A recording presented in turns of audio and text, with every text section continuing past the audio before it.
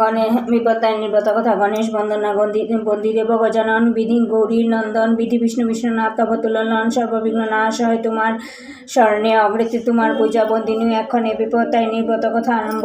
বিপত্তারিণীর কথা শুনু দিয়া মন, যে কথা শ্রবণেতে বিপদ খণ্ডন। একদা নারদ ঋষি ভ্রমিতে ভ্রমিতে উপনীত হইলেন কৈলাস মাঝারে হেনকালে হরগৌরী বসি সিংহাসনে নানা কথা নিয়ে উভয়ে রহে আলাপনে দুহাত জনে নারদ প্রণাম করিল সম্মতে শিব শম্ভু নারদে বলিল, হেন অসময়ে কেন হরি কৈলাসেতে আজ গহবস্ত বিস্তরিয়া কিবা তব কাজ করতি।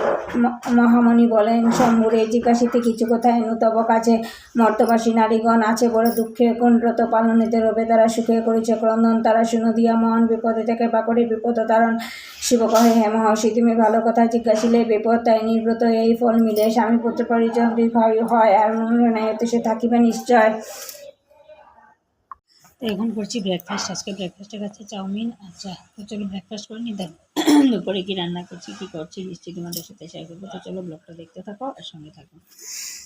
আজকে কি রান্না করেছি দেখা। এখানে করেছি দুই কত অল্প একটু প্রয়োজনে খাবো। এখানে করেছি পাঁপড় আলু দিয়ে একটা তরকারি। আর মেয়ে খেতে খুব ভালোবাসে। তো চলো আজকে ব্লগটা দেখতে থাকো আর সঙ্গে থাকো।